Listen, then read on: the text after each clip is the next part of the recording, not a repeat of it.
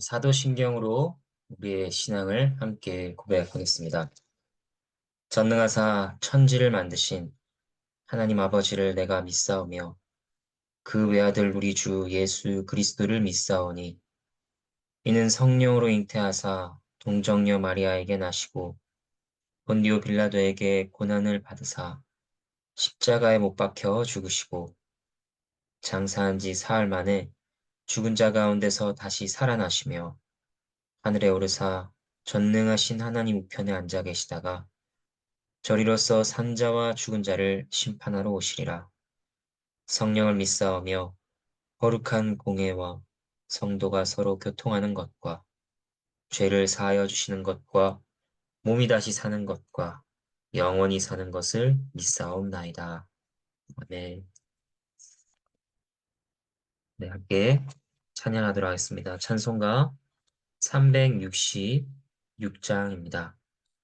찬송가 366장 1절과 3절 함께 찬양하도록 하겠습니다.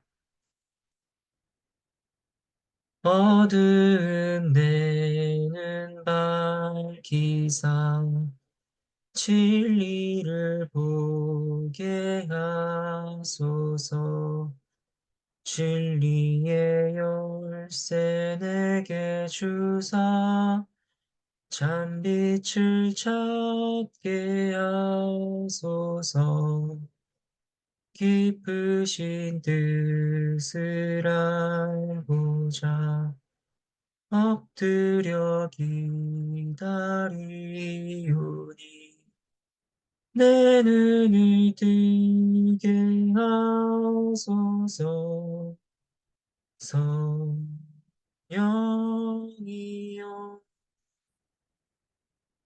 공해진 내 여시사 복음을 널리 전하고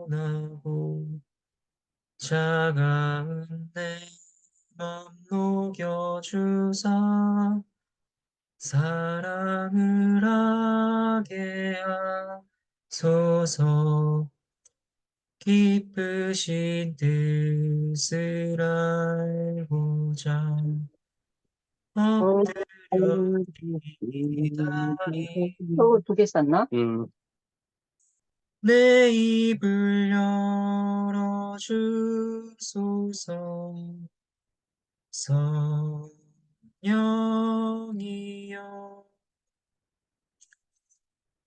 네, 오늘 함께 보실 하나님의 말씀은 마가복음 10장 46절에서 52절 말씀입니다.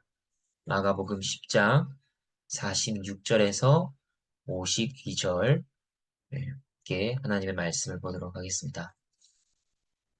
46절과 47절 하나님의 말씀입니다.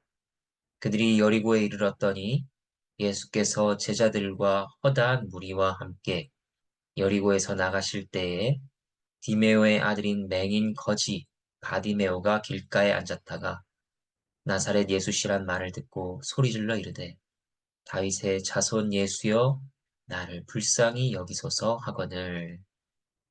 오늘 말씀에는 맹인 거지 바디메오가 나옵니다. 주일학교에서 종종 다루어지기에 어린 시절부터 교회에 속한 분이라면 익숙한 내용이라 할 수 있습니다. 그러나 내용을 깊이 묵상하면 할수록 그 안에는 참으로 복된 은혜와 교훈을 의미할 수 있는 그런 말씀이기도 합니다. 하나님께서 이 아침에 말씀을 통하여 은혜를 더하시기를 바랍니다.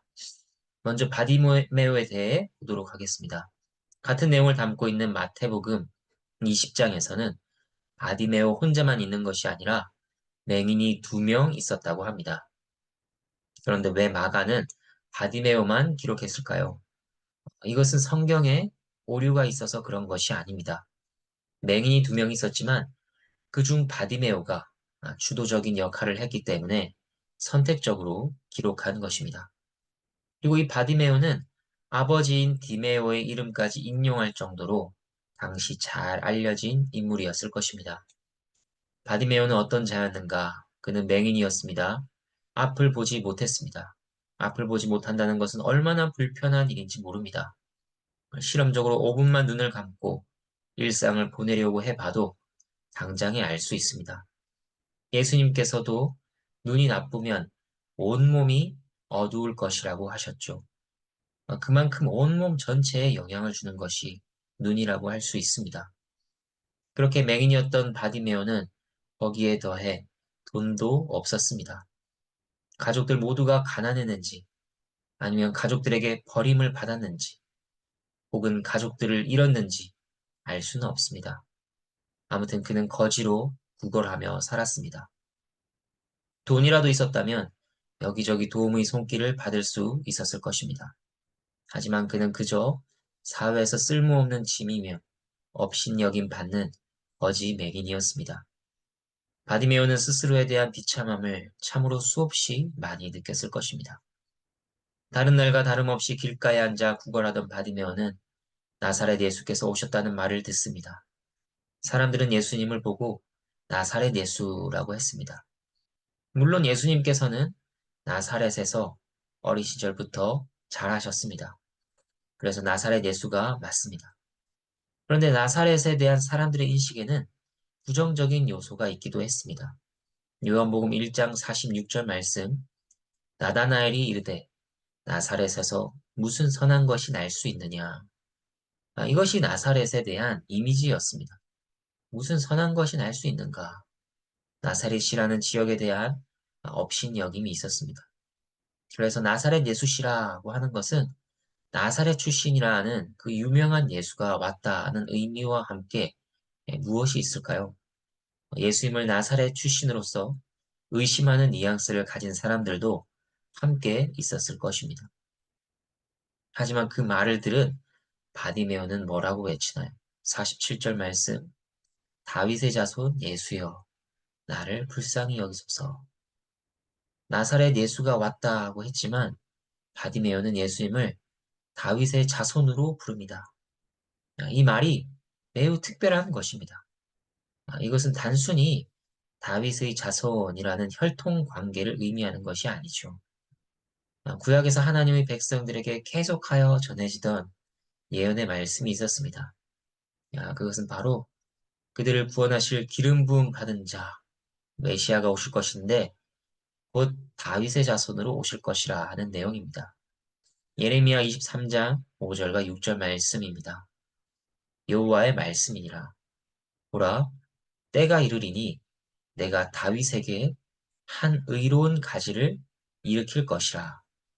그가 왕이 되어 지혜롭게 다스리며 세상에서 정의와 공의를 행할 것이며 그의 날에 유다는 구원을 받겠고 이스라엘은 영원히 살 것이며 그의 이름은 여호와 우리의 공이라 일컬음을 받으리라. 그러니까 바디메오가 다윗의 자손 예수여라고 부른 것은 이러한 맥락 속에서 이해될 수 있습니다. 사람들이 나사렛 예수라 부르시는 당신께서는 구약에서 예언된 우리에게 구원과 평안과 복의를 가져다 줄 바로 그 메시아이십니다. 약속된 메시아 예수여, 나를 불쌍히 여기소서라고 부르짖는 것입니다. 수많은 이적들을 행하신 그분의 소문을 통해 바디메오에게는 예수님께서 메시아라는 믿음이 생긴 것입니다. 이것은 그럴 수도 있는 것 아닌가 생각할 것이 아니라 매우 특별하고 귀한 믿음이었습니다. 아무리 가르침과 이적을 행한 것을 접해도 믿지 않는 자들은 믿지 않았기 때문이죠. 이러한 장면을 오늘날 우리에게 적용하면 어떻게 될까요? 예수를 믿되 구약에서부터 신약까지 이어지며 계시된 분으로서 예수 그리스도를 알아보고 믿어야 한다는 것입니다. 성경 말씀에서 알려주시는 예수님을 믿어야 합니다. 오늘날 예수님을 믿는다고 하는 이들 가운데는 이것을 놓치는 경우가 많습니다. 그저 나사렛과 같은 인간적인 배경만을 염두에 두고 믿습니다. 사람의 수준으로 끌어내려 받아들입니다. 예수를 하나님이라 고백합니다. 하지만 그것은 예수의 도덕적인 삶이 창조주에게 돌리는 경배를 불러일으킬 정도로 대단한 것이기 때문입니다. 예수의 인간적인 삶을 성찰함으로 같은 종류의 고귀한 감정을 경험할 수 있다라고 그들은 말합니다. 그러나 그러한 모든 생각과 믿음은 잘못된 것입니다. 예수님께서는 참 사람으로 오신 참 하나님이십니다. 구약에서부터 예언되어 온 인류가 가진 모든 문제의 핵심인 죄 문제를 해결하기 위해 오신 메시아이십니다. 그분은 자신을 단지 믿음의 본으로 소개한 것이 아니라 믿음의 대상으로 소개하셨죠. 우리는 그러한 분에게 우리를 불쌍히 여겨주시기를 부르짖습니다. 48절 하나님 말씀입니다. 많은 사람이 꾸짖어 잠잠하라 하되 그가 더욱 크게 소리질러 이르되 다윗의 자손이여 나를 불쌍히 여기소서 하는지라. 바디메오의 외침에 예수님께서 즉각적으로 반응하신 것은 아니었던 것 같습니다. 그리고 바디메오가 예수님을 찾고 그분께 나아가는데 방해되는 것이 있었습니다. 그것은 자기 자신이 가진 앞을 보지 못하는 장애가 아니었습니다. 많은 사람들이었습니다. 몇몇 사람도 아니고 많은 사람이 그를 꾸짖었습니다. 꾸짖었다는 이 단어는 단지 지적하고 권고하는 정도의 훈계가 아닙니다. 아주 엄하고 권위적인 강한 꾸지람이었습니다. 잠잠하라. 사람들이 얼마나 이 맹인거지를 업신여기는지를 확인할 수 있습니다. 그들은 바디메오를 가엾게 여기고 긍휼히 여길 수도 있었을 것입니다. 그가 예수님께 나아가 고침을 받도록 도와줄 수도 있었겠죠. 하지만 그들은 그렇게 하지 않았습니다. 그러기는커녕 오히려 잠잠하라고 꾸짖었습니다. 그러나 바디메오는 어떻게 했습니까? 그는 더욱 크게 소리 질렀습니다. 다윗의 자손이여 나를 불쌍히 여기소서. 이것은 바디메오가 다른 사람들이 꾸지람에도 끄떡없는 강직함을 갖추었기 때문이 아닙니다. 다른 사람보다 그가 더 담대한 성격을 가지고 있었기 때문도 아닙니다.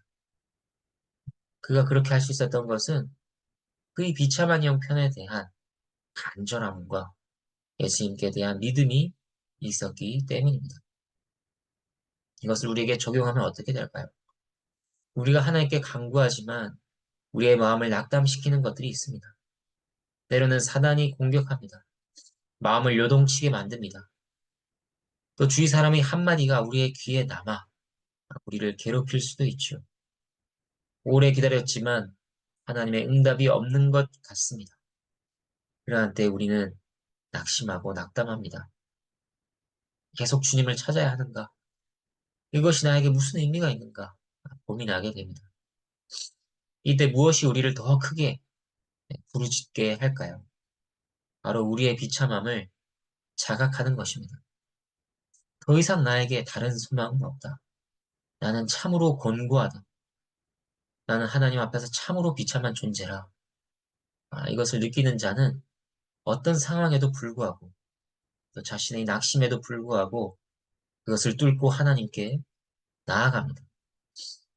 비참을 묻어버리고 아닌 척하는 것이 아니라 역설적인 것 같지만 비참을 자각하는 것이 낙심을 깨뜨리는 것입니다. 마치 물에 빠진 사람이 거친 파도가 들이닥쳐 그를 더 빠뜨리려 하지만 살기 위해 포기하지 않고 더 발버둥치는 모습과 같습니다. 그리고 또 낙심 가운데 하나님께 나아가도록 하는 것이 있는데 그것은 믿음입니다. 아직도 내가 여전히 이러한 상황이지만 그는 결코 나를 지나쳐가지 않으실 것이라. 그분은 반드시 나를 도우실 것이라 믿는 것입니다. 하나님께서는 약속하셨습니다. 예레미야 29장 12절 13절 너희가 내게 부르짖으며 내게 와서 기도하면 내가 너희들의 기도를 들을 것이요 너희가 온 마음으로 나를 구하면 나를 찾을 것이요 나를 만나리라. 주님께서도 구하라 그리하면 너희에게 주실 것이요 찾으라 그리하면 찾아낼 것이요 문을 두드리라 그리하면 너희에게 열릴 것이라 하지 않으셨습니까? 어떤 분들은 믿음이나 구원과 관련하여 이런 질문을 합니다. 믿음이나 구원은 하나님께서 주시는 선물이라서 내가 스스로 취할 수 없는 것인데 제가 어떻게 해야 합니까? 그러면 말씀을 접하고 믿음을 구해야 한다고 답을 하죠. 그런데 아무리 기도해도 변화가 없다고 합니다. 그러면 어떻게 해야 될까요? 다른 답이 없습니다. 주실 때까지 그 일을 지속해야 합니다. 영원히 살 것이냐, 영원히 고통받을 것이냐, 이 문제이기 때문에 한두 번 하고 낙심하여 멈출 일이 아닌 것입니다. 돌아보실 때까지 더욱 소리를 크게 질러 부르는 것입니다. 우리는 어떤 문제든지 주님께서 응답이라 할 만한 것을 허락하실 때까지 포기하지 않고 간구해야 합니다. 49절, 50절 하나님의 말씀입니다. 예수께서 머물러 서서 그를 부르라 하시니 그들이 그 맹인을 부르며 이르되 안심하고 일어나라. 그가 너를 부르신다 하매 맹인이 겉옷을 내버리고 뛰어 일어나 예수께 나아오거늘. 주님께서는 머물러 서 계셨습니다.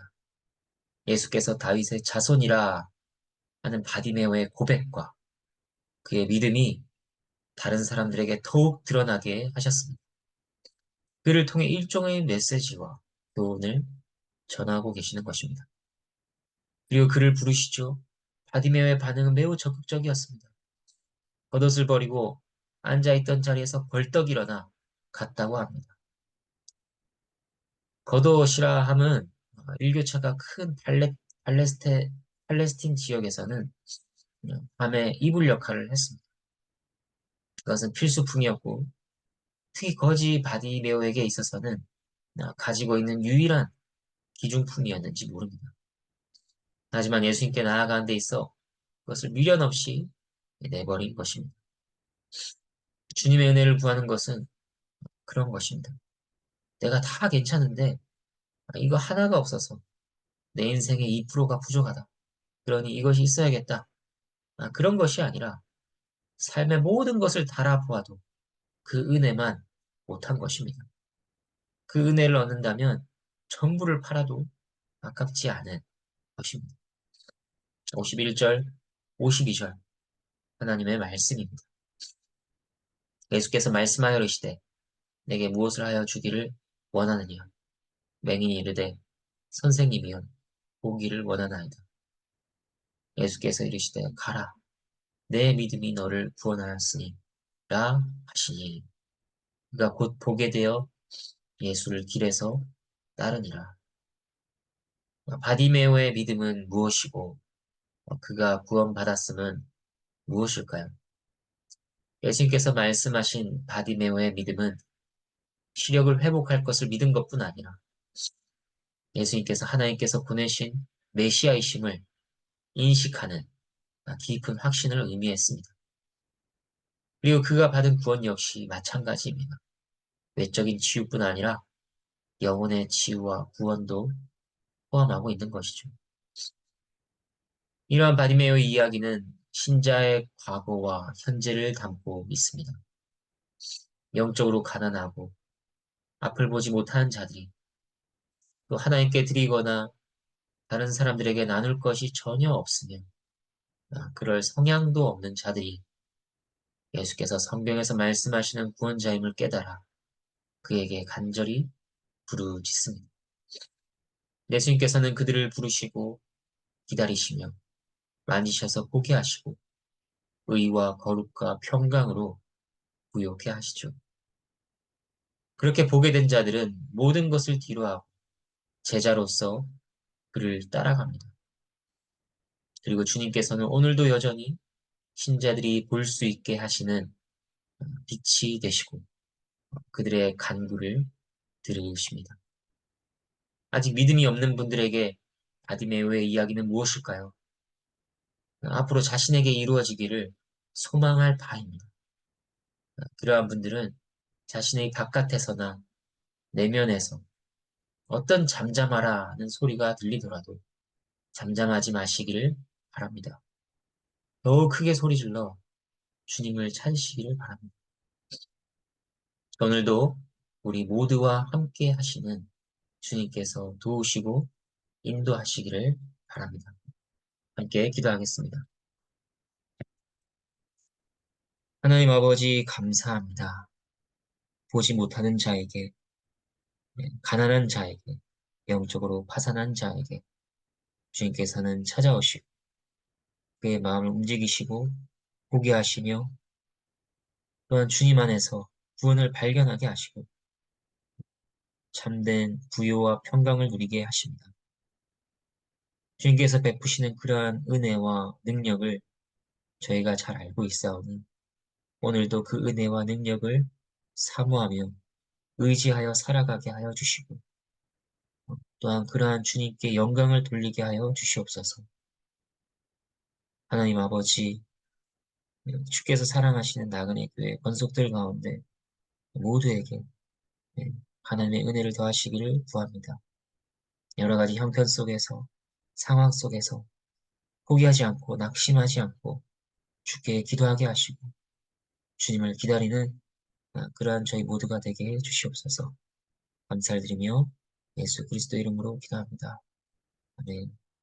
주님께서 가르쳐 주신 기도로 함께 기도하겠습니다. 하늘에 계신 우리 아버지여, 이름이 거룩히 여김을 받으시오며 나라가 임하시오며 뜻이 하늘에서 이루어진 것 같이 땅에서도 이루어지다. 오늘 우리에게 일용할 양식을 주시옵고 우리가 우리에게 죄 지은 자를 사하여 주는 것 같이 우리 죄를 사하여 주시옵고 우리를 시험에 들게 하지 마시옵고 다만 악에서 구하시옵소서. 나라와 권세와 영광이 아버지께 영원히 있사옵나이다. 아멘.